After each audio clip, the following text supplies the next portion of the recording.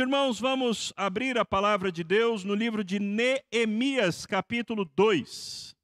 Neemias, capítulo 2, nós leremos todo o capítulo.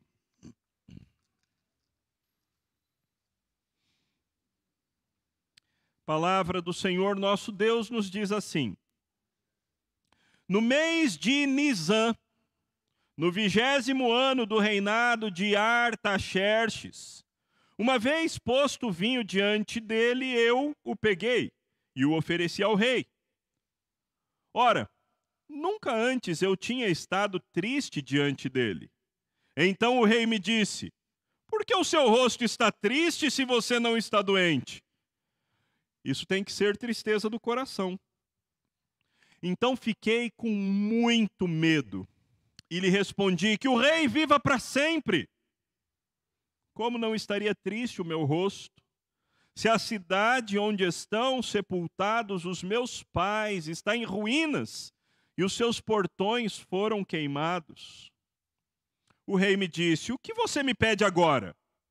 Então orei ao Deus dos céus e disse ao rei: se for do agrado do rei e se este seu servo encontrou favor em sua presença, peço que o rei me envie a Judá, a cidade onde estão os túmulos dos meus pais, para que eu a reconstrua.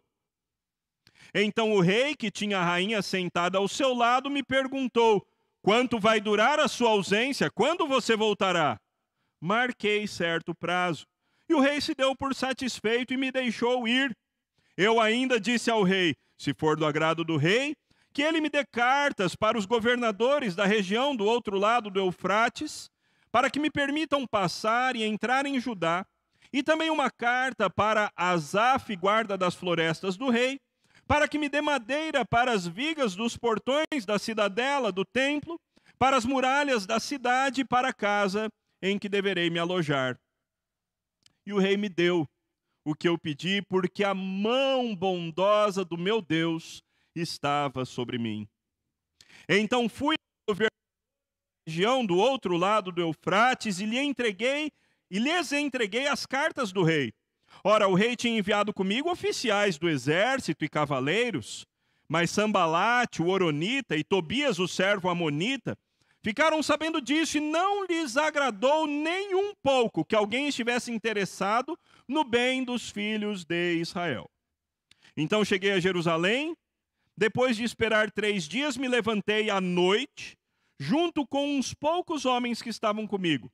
Não declarei a ninguém o que o meu Deus havia posto no meu coração para eu fazer em Jerusalém. Não havia comigo animal algum a não ser o que eu montava.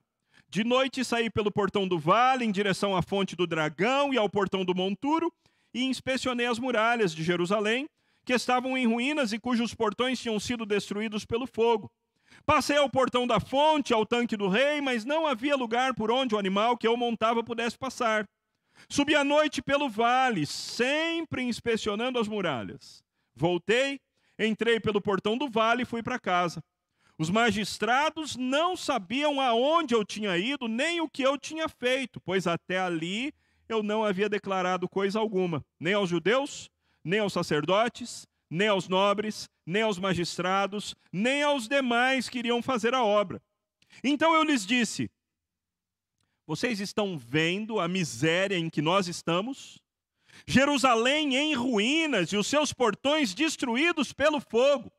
Venham, vamos reconstruir as muralhas de Jerusalém para nos livrarmos desta vergonha. E lhes declarei como a mão bondosa do meu Deus havia estado sobre mim, e também as palavras que o rei havia me falado. Então disseram: vamos nos preparar e começar a reconstrução.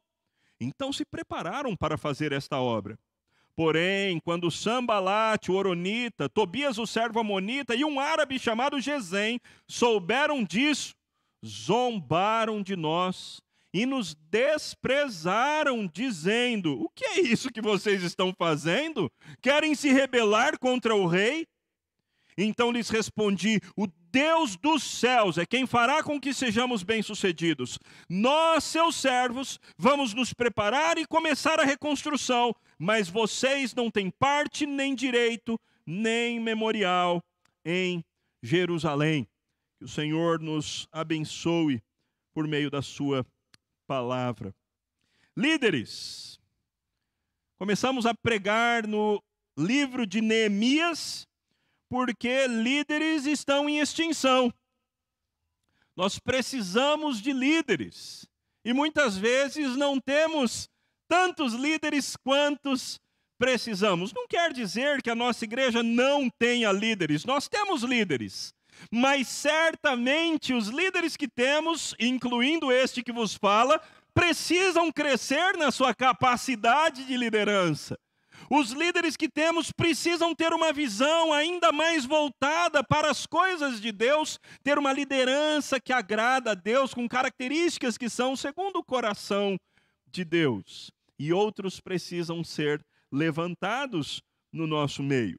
Nós temos líderes.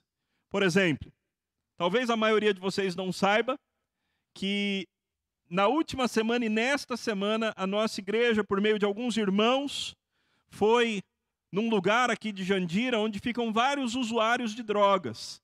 E depois de alguns contatos com um desses usuários de drogas, irmãos da nossa igreja conseguiram levá-lo para uma casa de recuperação. Ele esteve conosco nessa manhã, ele tomou um banho, ele foi alimentado, ele cultuou conosco e agora ele está numa casa de recuperação para então ter a sua vida transformada.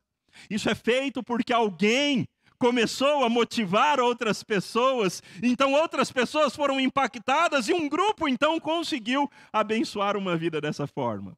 Certamente nós temos a nossa clínica de aconselhamento que tem atendido diversas pessoas, tanto irmãos da igreja quanto pessoas de fora da nossa igreja que têm sido abençoadas com aconselhamento bíblico da palavra de Deus e que têm sido mostrado novos rumos à luz da palavra e vidas têm sido impactadas, certamente porque houve liderança e houve pessoas que se disponibilizaram e hoje nós temos um grupo atuando e fazendo essa grande bênção.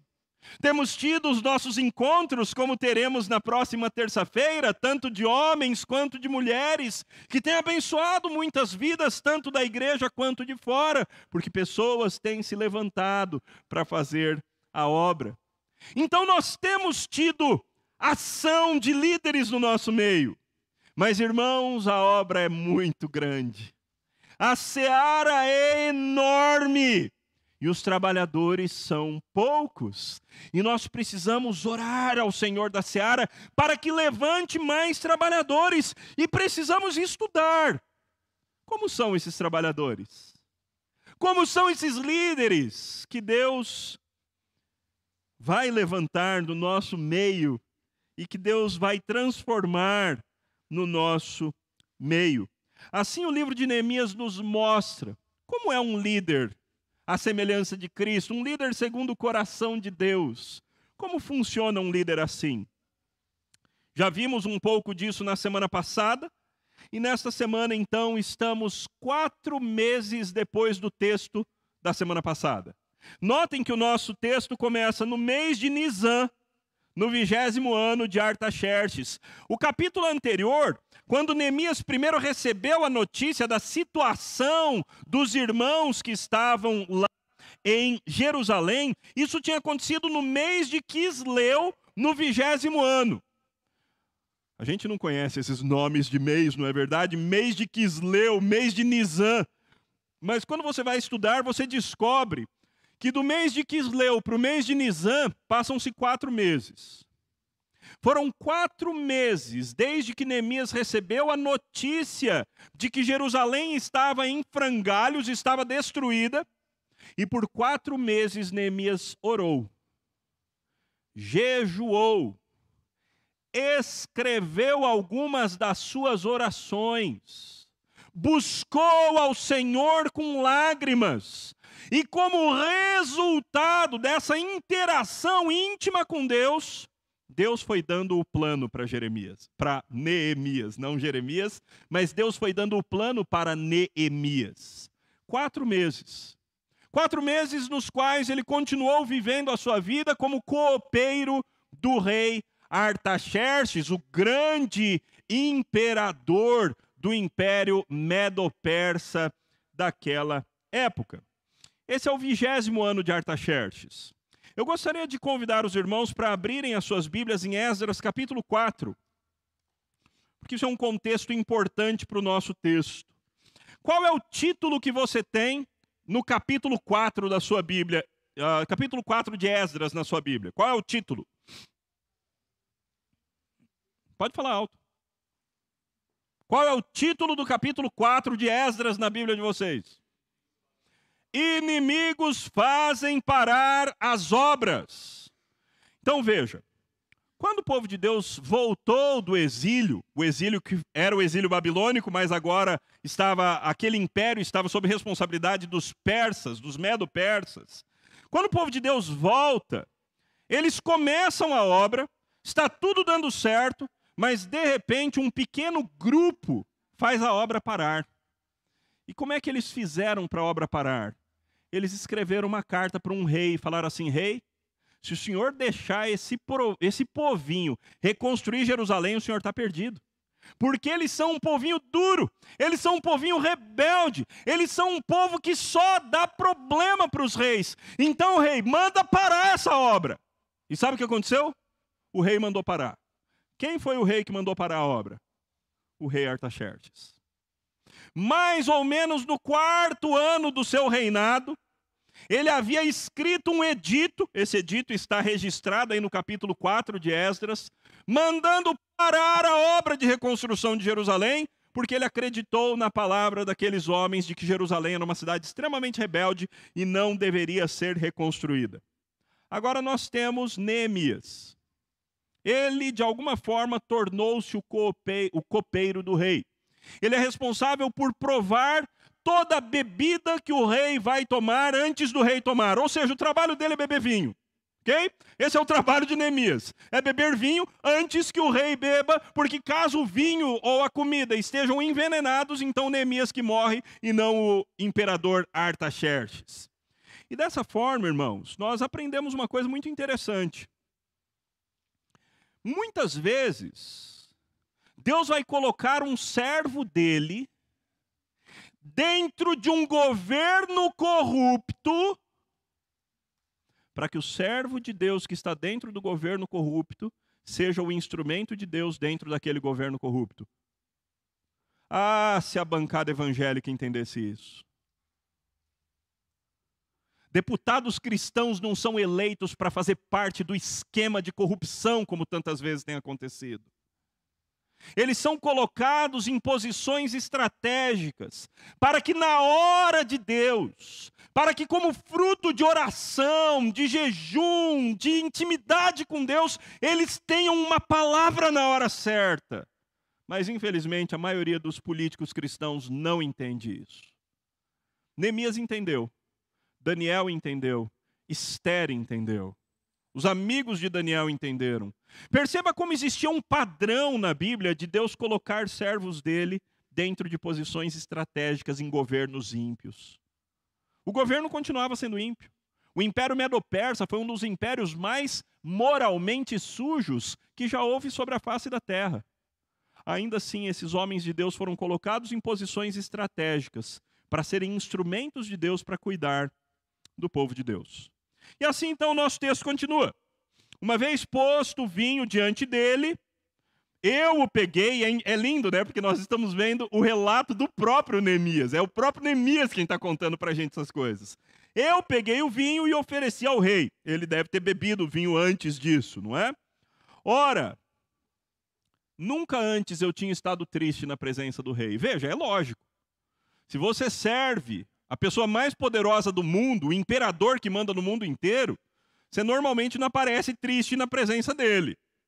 Você aparece sempre feliz. Ainda que você esteja com problema, você está sempre feliz. Ainda que a tua vida esteja em frangalhos, você está feliz, porque você está ali não para trazer problema para o imperador, mas sim para ser um solucionador de problemas para ele. Mas nesse dia, Neemias não aguentou. Esse dia ele resolveu aparecer triste na presença do imperador. E o rei percebeu. Então o versículo 2 nos disse, então o rei me disse, por que o seu rosto está triste se você não está doente? Isso tem que ser tristeza do coração. Depois de 4 meses de oração, 4 meses de jejum, 4 meses chorando na presença de Deus, 4 meses planejando, Deus então apresenta a oportunidade para Neemias. Mas líderes, irmãos, líderes sentem medo. Não é fácil liderar. Não é fácil liderar, especialmente quando a tua vida está em risco. Não pense que um missionário que vai para algum lugar terrível, não pense que ele não tem medo.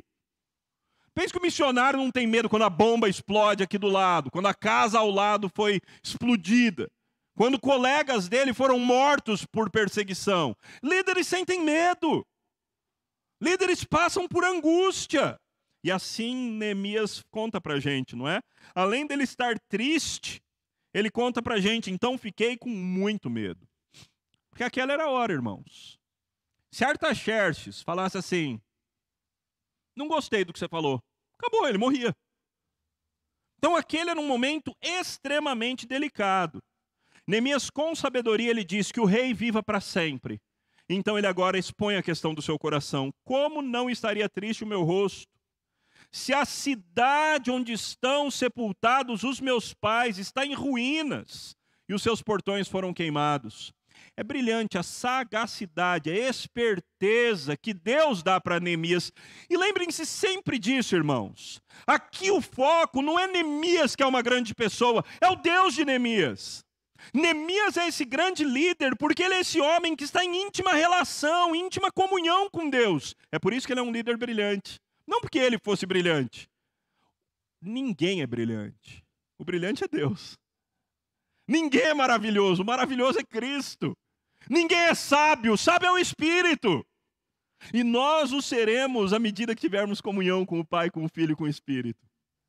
E assim é Neemias.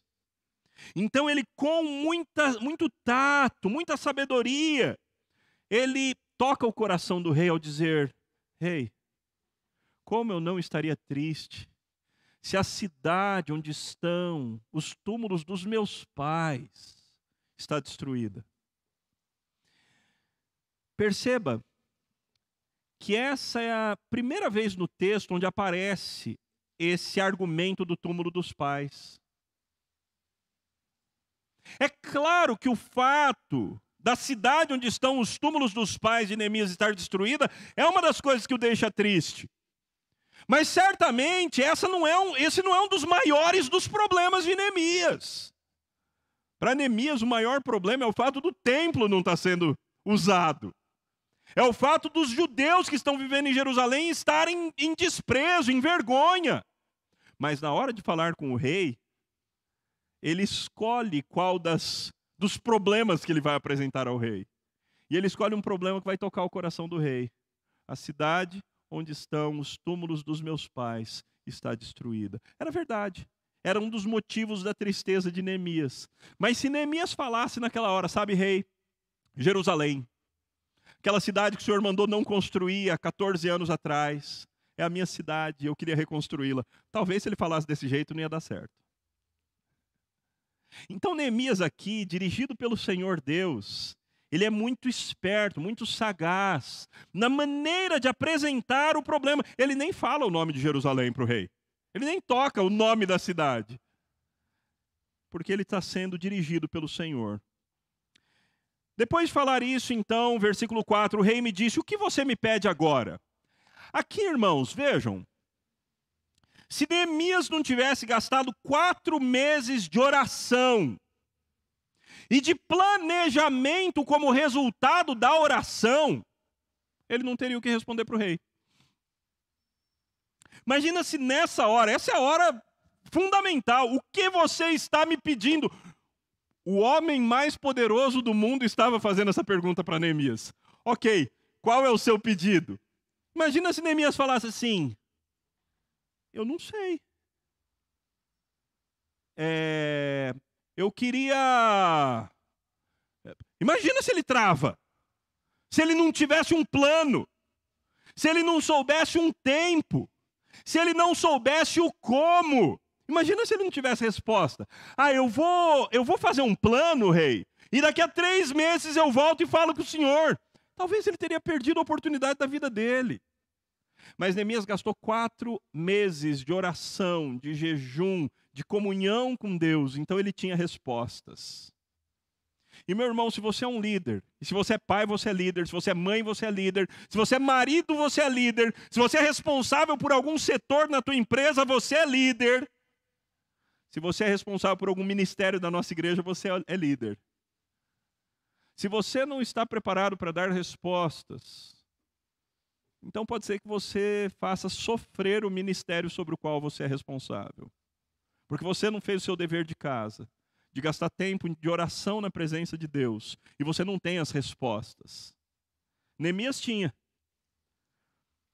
No entanto, mesmo depois desses 4 meses de oração e de planejamento, ele sabe que tudo depende de Deus, continua dependendo de Deus. Então, quando o rei pergunta, o que você me pede agora? Olha o que ele faz. Então, orei ao Deus do céu. Sabe a oração rapidinha, a oração torpedo, oração bilhete. É aquela oração WhatsApp para Deus, rapidinho. Você não tem tempo, você está diante do imperador, você tem que responder ali na hora. Mas ele ainda acha tempo para orar. Senhor, me abençoa agora, me ajuda nessa resposta. E aí ele dá a resposta. Lindo demais, a dependência de Deus, a consciência da própria pequenez, da própria incapacidade e da dependência de Deus. Então orei ao Deus dos céus e disse ao rei, se for do agrado do rei, se este teu servo encontrou favor na tua presença, se o Senhor confia no meu caráter, já que eu sou a pessoa que bebe o vinho antes do Senhor, para ver se o Senhor não morre envenenado, se o Senhor confia no meu caráter, eu peço que o rei me envie à cidade de Judá, cidade onde estão os túmulos dos meus pais, para que eu a reconstrua. Veja, até aqui, a responsabilidade de Neemias é beber vinho. Mas esse homem, cuja responsabilidade era beber vinho para ver se o rei não morria envenenado, ele tinha muito mais dentro de si do que apenas a capacidade de beber vinho. E essa é a hora que Deus dá a oportunidade para ele mostrar isso que o próprio Deus tinha dado a ele. Então, de maneira muito ousada para um bebedor de vinho, ele diz, o que eu quero é reconstruir a cidade de Jerusalém. É brilhante, irmãos, é extremamente ousado. Aliás, percebam que ele não fala de novo o nome da cidade, ele fala, eu peço que envie a cidade onde estão os túmulos dos meus pais e me envie a Judá, a cidade onde estão os túmulos dos meus pais, para que eu a reconstrua. Existe um ponto, irmãos, que se você foi chamado por Deus para fazer alguma coisa, se você tem estado em comunhão com Deus, existe um ponto em que você precisa chamar a responsabilidade. Falar assim, eu quero reconstruir a cidade de Jerusalém. É para isso que eu fui chamado.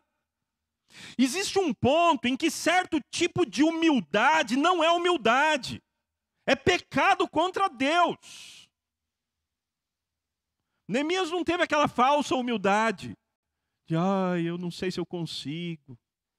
Eu não sei se é isso que eu deveria fazer. Eu não sei se eu tenho capacidade, porque até hoje eu só sou o seu copeiro. Mas talvez, se der certo, quem sabe, eu queria ser um dos que vai fazer alguma coisa por Jerusalém. Neemias não tem isso. Por causa dessa comunhão com Deus, ele está seguro que o que Deus quer da vida dele é que ele reconstrua uma cidade. E ele pede exatamente isso ao rei. Ainda que ele soubesse que esse mesmo rei tinha bloqueado a construção dessa cidade vários anos atrás. O que ele está pedindo pode causar a morte dele. Pode causar a morte dele. O rei poderia interpretar muito mal esse pedido de Neemias. No entanto, Deus estava nessa história. Então o rei, que tinha a rainha sentada ao seu lado, me perguntou, quanto vai durar a sua ausência? Veja, Neemias tinha que ter resposta para isso. Sei lá. Acho que entre 3 meses e 5 anos. Se ele falasse um negócio desse, seria absurdo. Ele nunca conseguiria que o rei mandasse, o enviasse para lá. Mas Neemias já tinha pensado essas coisas, em oração. Então, quando o rei pergunta, quando você voltará? Marquei certo prazo. marquei um prazo determinado, um prazo específico. E o rei se deu por satisfeito e me deixou ir. Até aqui, uau, né? Já era assim. Ele já conseguiu muito mais do que, quem sabe, ele esperava. Apesar que ele esperava, ele estava em oração. Ele esperava que desse certo. Mas ele já tinha conseguido muito. Mas veja, ele ousa ainda mais. Ele ousa ainda mais. Veja que aqui acabou a conversa. Certo? O rei o deixou ir. Aí o versículo 7. Eu ainda disse ao rei. Agora ele começou a puxar. Ele ficou ousado, não é? Ficou ousadinho. Ele começou a puxar a conversa com o rei. Disse assim: rei, mais uma coisa. Se for do agrado do rei, que ele me dê cartas para os governadores da região do outro lado do Eufrates, para que me permitam passar e entrar em Judá. E também uma carta para Asaf, guarda das florestas do rei, para que me dê madeira, para que eu reconstrua o templo, os muros da cidade e uma casa para eu morar. Ou seja, ele vai além. Por que ele teve essa atitude aqui? Porque ele já tinha pensado sobre essas coisas. Aqueles 4 meses de oração foram 4 meses de profundo planejamento. Foram 4 meses de agora alguém que sabe o que tem que fazer. Não é alguém que está perdido.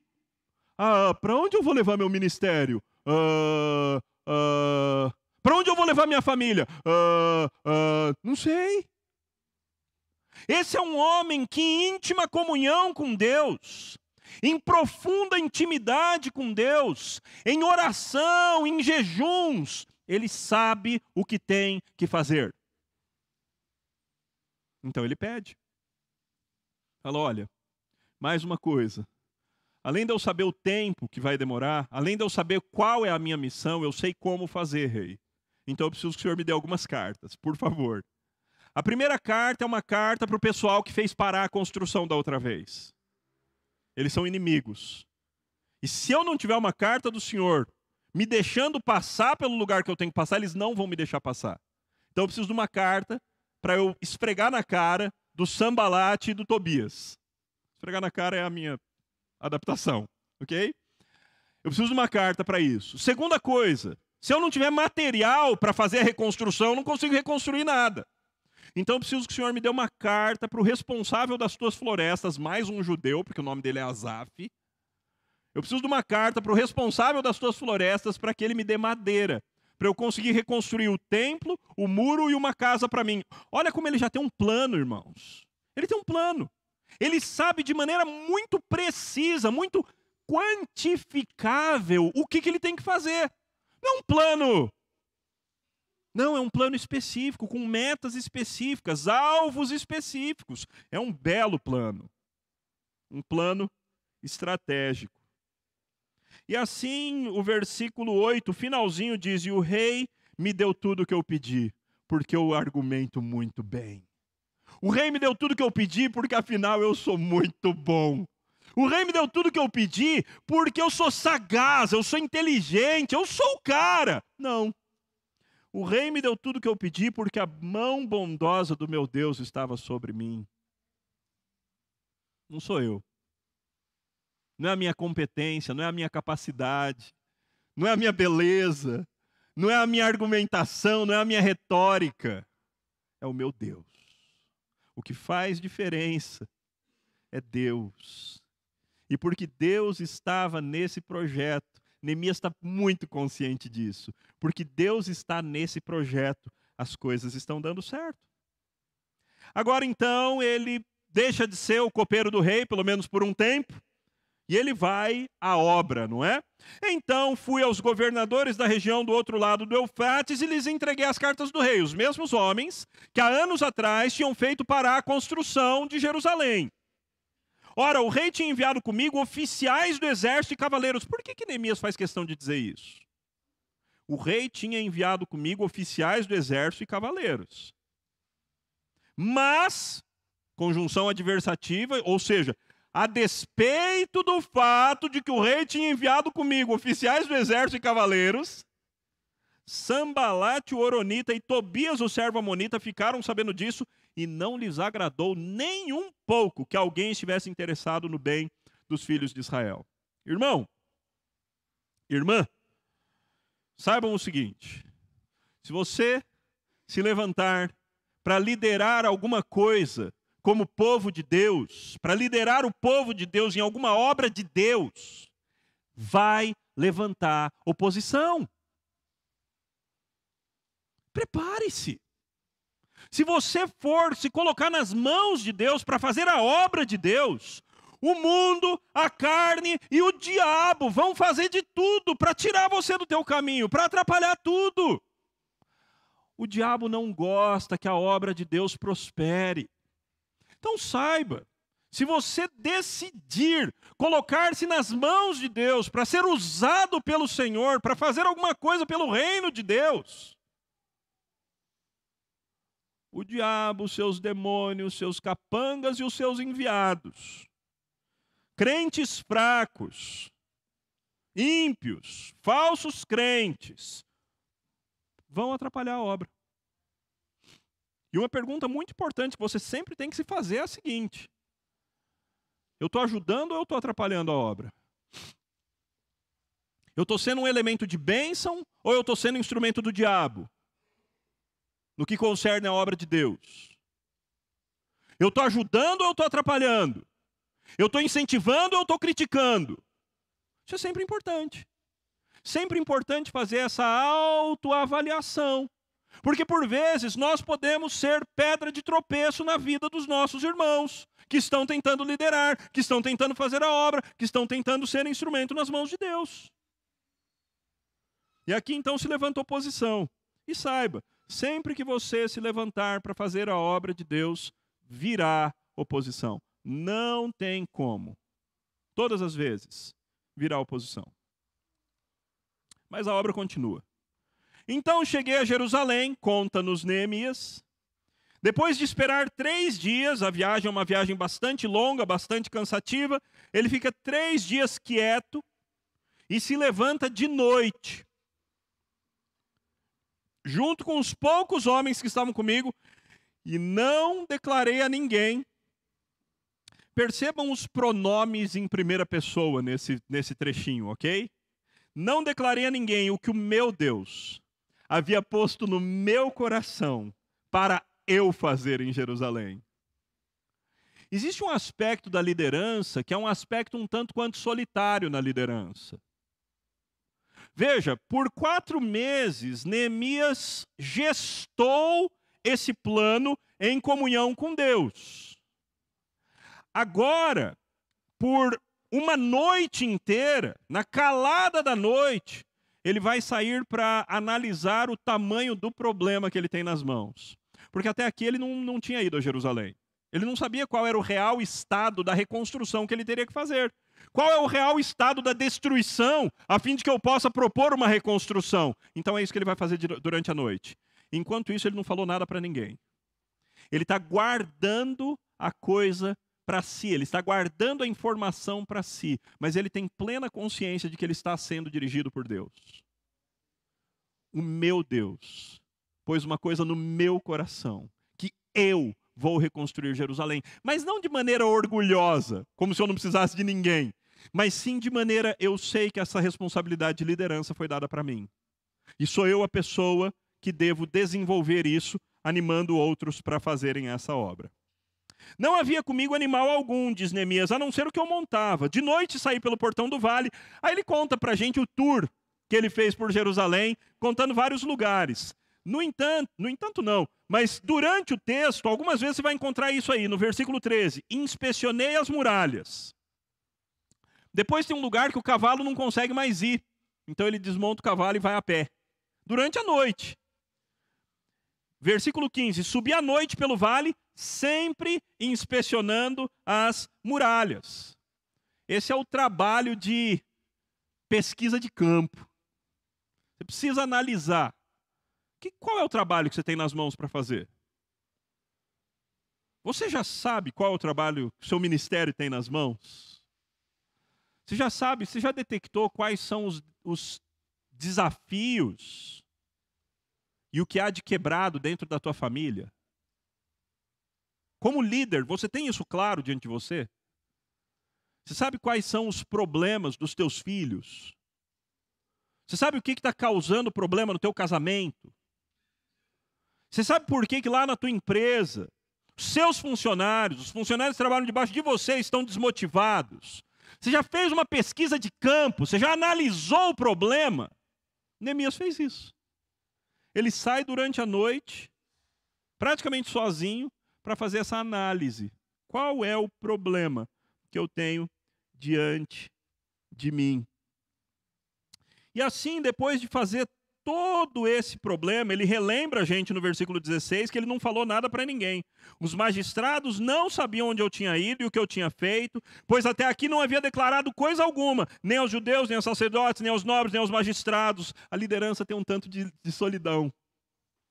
A liderança tem um tanto de solidão. É natural da liderança. Tem coisas que você precisa fazer sozinho. Tem coisas que você precisa planejar, pensar, analisar sozinho, para então depois propor ao povo. E é isso que acontece. Ele faz essa análise, e agora, no versículo 17, chega a hora dele publicar o seu plano, dele animar pessoas. Então eu lhes disse: vocês estão vendo a miséria em que nós estamos? Jerusalém em ruínas, os seus portões destruídos pelo fogo. Venham! Vamos reconstruir as muralhas de Jerusalém para nos livrarmos dessa vergonha. Você pode imaginar todo mundo empolgado. Porque é isso que está acontecendo. Porque é assim que um líder faz. Um líder motiva os seus liderados. Ele tem clareza do problema. E ele então, depois de analisar o problema e de pensar numa solução para o problema, tudo isso em íntima comunhão com Deus, irmãos. Nada disso é só a pessoa. Tudo isso é em comunhão com Deus. Depois de fazer tudo isso, ele então revela o plano, apresenta a visão e chama o povo para somar. E aqui aconteceu. Neemias, além de motivá-los, falando da vergonha que eles estavam sofrendo, nós estamos sofrendo vergonha. Chega de sofrer vergonha. Perceba que o argumento que ele usa aqui é diferente do argumento que ele usou com o rei. O argumento com o rei foi o sepulcro dos meus pais. O argumento com o povo foi: a gente está passando vergonha. Chega de vergonha. E aí ele então agora apresenta um outro argumento. E lhes declarei como a mão bondosa do meu Deus havia estado sobre mim. Gente, Deus está nessa história. Eu estou vendo a mão de Deus o tempo todo. Vocês acreditam que eu pedi para o rei cartas e ele escreveu? Vocês acreditam que um dia, por aparecer triste na presença do rei, o rei me perguntou o que eu queria? Vocês acreditam que ele me deu autorização e me deu carta para eu conseguir madeira para a gente reconstruir? Deus está nessa história, gente! E assim Neemias motiva o povo. Olha a resposta do povo. Então disseram: vamos nos preparar e começar a reconstrução. Lindo demais. Lindo demais. Como Neemias, motivado pelo Senhor, motiva o povo. E o povo agora está todo empolgado para fazer a obra. Aliás, isso é bem importante. Muitas vezes o fator de motivação do líder será o Senhor. Só o Senhor. Não adianta o líder ficar com mimimi. Ai, mas ninguém está me apoiando. Não. Você é o líder. Você é a pessoa responsável por dirigir esse negócio. Então, para de chorar. Se agarra no Senhor. Que Ele seja o teu consolo. Que Ele seja a tua força. Que Ele seja o teu motivador. E agora vai você e seja um fator de motivação para os outros. E isso aconteceu de maneira gloriosa. Todo mundo se empolga. Vamos preparar e começar a reconstrução. Mas é claro que a oposição sempre se levanta, não é? Então no versículo 19 nós encontramos: porém, quando Sambalate, o Horonita, Tobias, o servo amonita, agora tem mais um, e um árabe chamado Gesem souberam disso, eles fazem 3 coisas. Número 1, zombaram. Veja, se você decidir fazer algo para a glória de Deus, tem gente que não vai gostar. E tem gente que vai usar a ferramenta, a arma da zombaria, da diminuição, da tiração de sarro. Às vezes, isso não está acontecendo aqui agora, tá bom? Isso não está acontecendo aqui agora, fiquem em paz. Não estou mandando recadinho para ninguém. Mas às vezes, até quando você vai falar à frente de um grupo, tem um rosto que fica te chamando a atenção porque ele tá assim, com cara de desprezo, com risadas na hora que vai te desestabilizar emocionalmente. Isso acontece, irmãos. Isso acontece. Acontece até na igreja, infelizmente. Acontece até na igreja.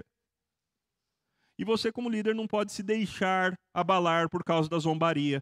Você, como líder, não pode se deixar abalar por causa do desprezo. Veja, essa é a segunda coisa aí que eles fizeram. Quando eles souberam disso, zombaram de nós e nos desprezaram.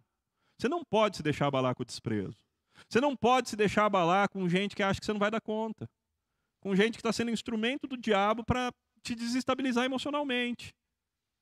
Fique firme. Não se deixe abalar. E a terceira estratégia que esses inimigos usam aqui é semeadura de discórdia. Semeadura de discórdia. Olha só. O que é isso que vocês estão fazendo? Vocês querem se rebelar contra o rei? Semeadura de discórdia.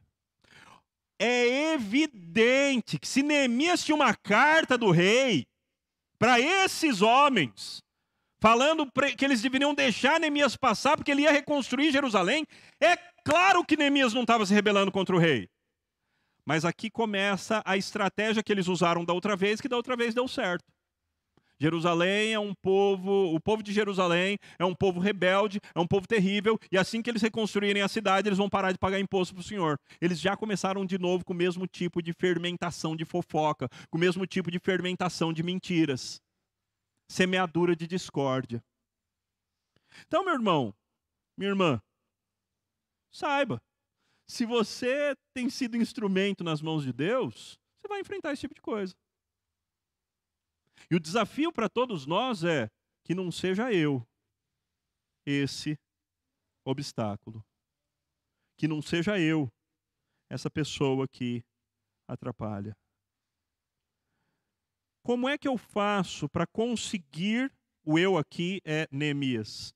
Como é que eu faço para conseguir me manter de pé como líder diante de zombaria, desprezo e semeadura de fofocas e discórdia?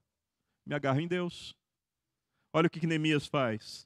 Então eu lhes respondi: o Deus do céu é quem fará com que sejamos bem-sucedidos. Essa obra não é minha. Essa obra não tem meu nome nela. A glória dessa obra é para Deus. E é Ele quem vai dar sucesso. Que se levantem inimigos, que se levante oposição, que se levantem fofoqueiros, que se levantem obstáculos. Quem dá sucesso é o Senhor, irmãos. E contra Ele, ninguém consegue fazer nada. Nós, os escravos de Deus, vamos nos preparar e começar a reconstrução. Mas vocês não têm parte, nem direito, nem memorial em Jerusalém. Sabe a coisa linda que nós temos aqui?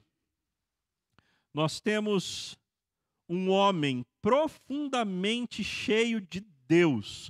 Um homem que é um exemplo de alguém que está em comunhão com Cristo.